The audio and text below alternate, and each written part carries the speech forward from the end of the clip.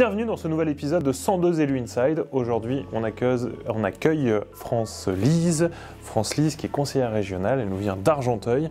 Bonjour, bienvenue, ravi de pouvoir te découvrir, d'autant qu'on a là en face de nous quelqu'un qui a un parcours un peu atypique quand même.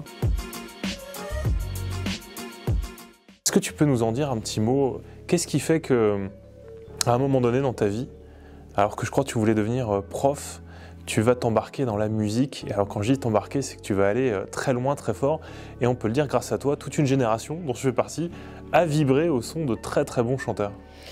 En fait, la musique, moi je trouve que ça faisait partie en tous les cas de mon avenir, parce que j'ai commencé en fait la danse très jeune. J'ai dû commencer la danse à 4-5 ans, parce que mes parents en fait font partie de ceux qui sont arrivés en France fin des années 60. Et ma mère en fait, elle avait qu'un seul et unique souci, en fait, c'était de nous intégrer. Elle voulait qu'on s'intègre partout, il fallait qu'on soit bien intégré à l'école, il fallait qu'on soit bien intégré dans ce monde. Et donc j'ai commencé la danse à peu près à 4-5 ans dans une petite école de danse qui était pas loin de ma ville.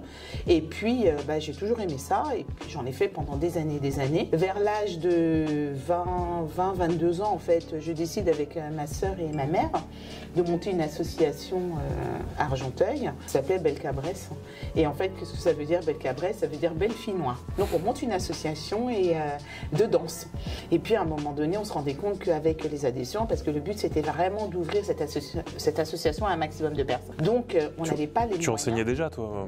Non, j'enseignais pas, j'étais étudiante en fait. J'étais étudiante en... Non mais des cours de danse? Oui, je donnais déjà des cours de danse. Oui, dans ma petite asso, j'étais pas payée, mais c'était vraiment la passion de la danse. En parallèle, donc j'étais étudiante, j'étais en licence de sociologie. Et puis un jour, on se rend compte qu'on n'a vraiment pas d'argent, et c'est pas du tout avec les cotisations de l'association qu'on arrive à formuler des projets. Et puis là, à ce moment-là, on avait besoin de nouveaux costumes, de nouveaux instruments, donc il fallait qu'on gagne de l'argent. Et je propose à ma sœur, qui était comptable, trésorière, dans la sauce, je dis écoute Christine, ce qui serait bien, c'est qu'on monte un gros spectacle et tout ça. Et en fait, j'avais des copains à moi qui habitaient Garges-Sarcelles, qui avaient déjà mis le pied en fait à la musique, et ils avaient déjà découvert ce fameux artiste qu'on appelle Doc Gynéco. Et puis je les appelle, et j'ai Kenzie au téléphone, je dis voilà, je monte un spectacle, est-ce que tu pourrais me prêter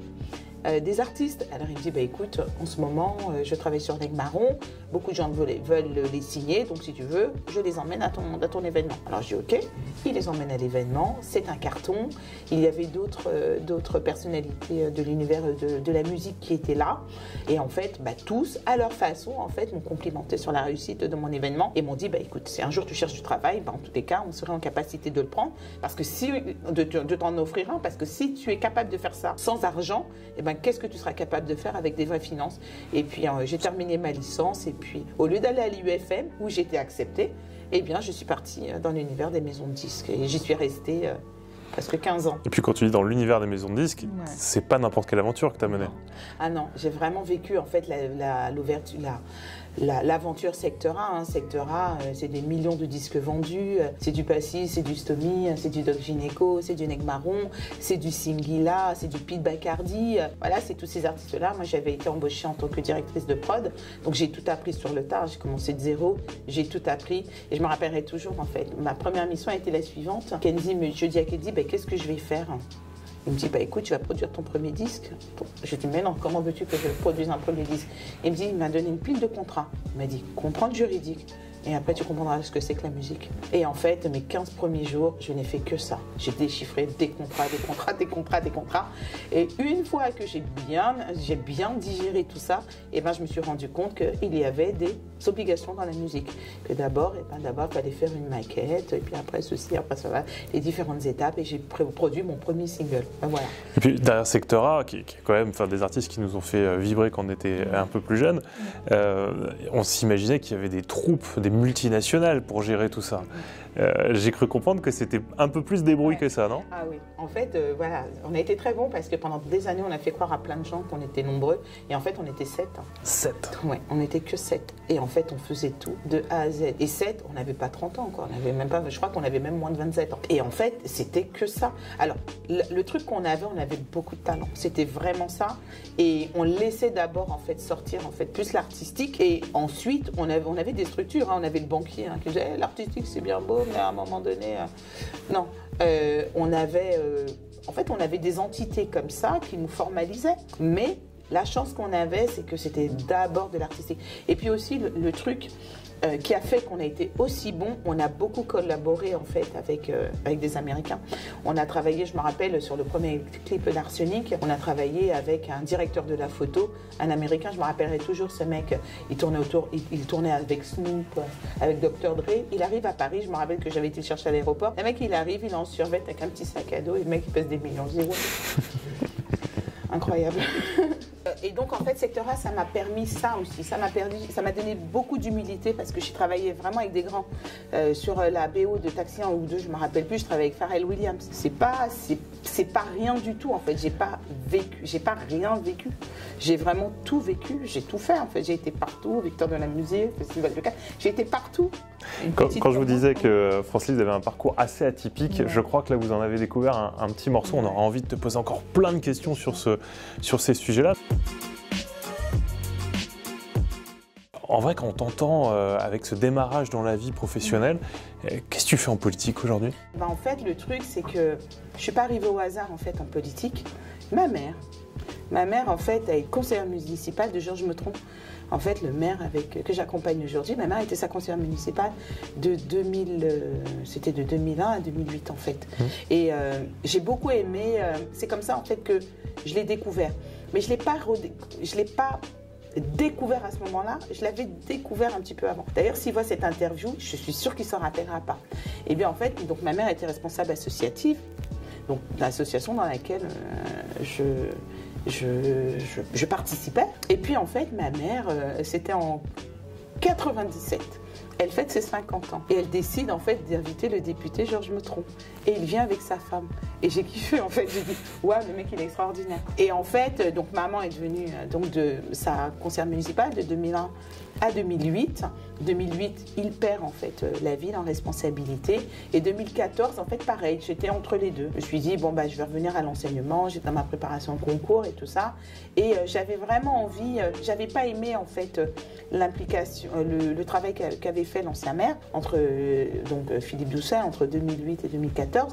J'avais vraiment pas aimé. Je me suis dit, plutôt que de rester dans ton canapé en train de critiquer, eh bien, bouge-toi. Hein. C'est ça en fait. C'est ce qui a fait que j'ai dit, bon, bah, je vais m'impliquer, je vais aller démarcher Georges Meutron pour voir si je peux être sur sa liste. Mais ma mère, en fait, le père de ma mère, mon grand-père, était également en responsabilité politique en Martinique. Donc, quelque part, je pense que j'ai un peu de gêne familiaux. On ne laisse pas passer les trains, on s'implique. Exactement, okay. C'est exactement ça. Donc là, la ville est regagnée en 2014. Ouais. Ensuite, là, regagné à nouveau en 2020. Ouais. Toi, tu montes aussi au sein de l'équipe, puisque tu es aujourd'hui deuxième adjointe de la petite ville d'Argenteuil, 110 000 habitants, ce qui est quand même considérable. Et puis pas n'importe quelle délégation, puisque tu as choisi, on va dire que c'est assez logique, de t'impliquer sur l'éducation et la jeunesse. Deux très très gros sujets dans une ville comme Argenteuil. Qu'est-ce que tu mets en œuvre et qu'est-ce qui fait que ça donne du sens à ton investissement politique? La jeunesse, tout naturellement, l'un des premiers projets en fait, que j'ai monté avec la jeunesse, et je pense que c'est ce qui a interpellé un petit peu dans ma façon de fonctionner, c'était un bal de promo. En fait. Le maire m'a demandé, à la fin de son mandat, il me dit est-ce que tu veux bien travailler en fait, sur le bal de promo? Parce qu'on était à un moment dans la ville où on avait du mal à faire venir les jeunes vers nous. Et je lui dis, bah oui, hein, moi j'adore les challenges, je me dis oui. Et en fait, dans mon établissement scolaire, et c'est vraiment ce que j'explique en fait, moi je suis vraiment quelqu'un d'organique en fait. Hein, je vais pas dire que je suis pas une cérébrale, c'est faux, j'ai un master, donc je sais, non, ça c'est faux. Je peux pas dire que je suis pas une cérébrale, je suis une cérébrale également. Mais d'abord en fait, moi mon essence en fait, c'est l'organique en fait, c'est le sang. Donc moi dans mon établissement, quand je me balade dans mon établissement, ben, je regarde les jeunes, hein, je les regarde à gauche, à droite. Et moi dans mon établissement, ça dansait, ça chantait tout le temps. Chaque fois que je passais, bah lui il chante, ah bah lui il danse, etc. Les gamins, ils sont sur les réseaux sociaux, donc très rapidement, ils savent qui sont leurs enseignants, ils vont chercher de l'info. Et ben moi, ils ont découvert que j'avais travaillé dans la musique. Donc il y a des gamins qui venaient avec des maquettes, madame, vous pouvez me dire si ça marche, c'est bon, c'est pas bon, non, non, non. Enfin bref. Et donc je donnais des petits conseils. Et donc le maire me dit, bah, France-Lise, est-ce que tu pourrais travailler en fait sur redynamiser en fait ce bal de promo? Je dis ok. Et je me suis dit, bah, alors, donc, si jamais je dois faire venir les jeunes, il faudrait que j'identifie des jeunes qui sont populaires sur les réseaux sociaux. Et bien, en fait, j'ai identifié les jeunes de certains établissements scolaires qui étaient populaires sur les réseaux sociaux. Et donc, je monte une troupe qui s'appelle N Génération. Et donc, au final, ces gamins, ils savaient chanter, ils savaient danser, etc., etc. Et donc, je me retrouve, par rapport au succès, en fait, de ce travail, le maire me confie la jeunesse. Il me dit, bah, tu es, je pense, la femme de la situation parce que tu es en capacité de comprendre, en tous les cas, ce que veulent les jeunes. Ok. L'éducation, je n'avais pas demandé. Hein. Il m'a donné aussi l'éducation. Il m'a dit, bah, je pense que tu pourrais te débrouiller également. Combien d'établissements scolaires à Argenteuil? 57. 57. Ouais, 57, 58, 59 bientôt. Ok, avec deux établissements en construction. Exactement, c'est école et on a 9 collèges, bientôt 10. Et là-dedans, je n'ai même pas compté les établissements privés. Hein. La jeunesse, souvent, on a l'impression qu'elle ne comprend plus le sens de l'action politique, elle est totalement coupée des responsables politiques. Qu'est-ce que tu as envie de leur dire? Est-ce qu'il y a un message que tu as envie de leur adresser? Moi, en même temps, ce que j'ai envie de dire aux jeunes, c'est...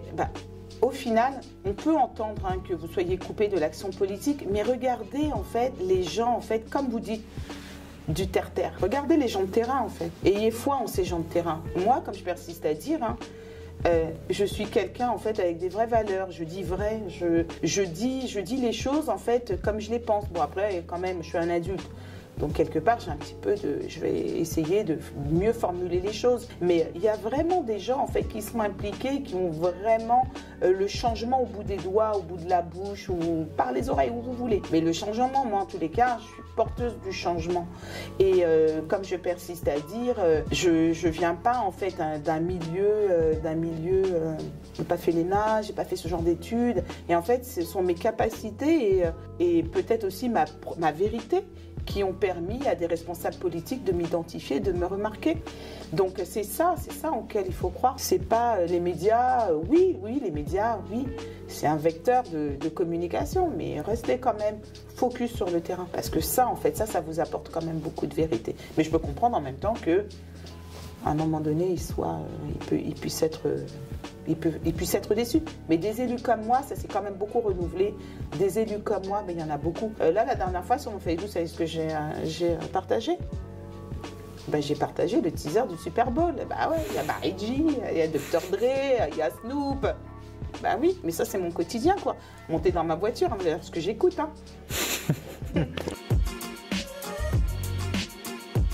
Comment tu as rencontré Valérie Pécresse?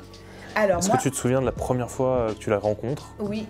Et est-ce que tu saurais nous dire pourquoi tu as accepté d'être sur sa liste à la régionale? Moi, j'ai rencontré Valérie, elle est venue sur Argenteuil, parce qu'elle est quand même assez proche de Georges Metron. Et elle était donc venue, je crois, sur l'inauguration de la permanence. Vraiment la première fois où j'ai échangé avec elle. Et le maire me l'a présentée une première fois, et puis il me l'a représentée en fait l'année dernière. On s'est revus, je crois, l'année dernière, un petit peu avant les régionales, avant que je fasse partie de la liste. Et en fait, moi, pourquoi je l'ai rejointe? Parce que c'est ce que je dis. Moi, je ne m'arrête pas au fait qu'elle soit blonde. Les gens, ils sont agaçants. Ils disent, elle est blonde, elle est ceci, elle est ceci, elle a fait l'ENA. Oui, très bien, elle a fait l'ENA. Très bien, elle est blonde, moi, je suis noire.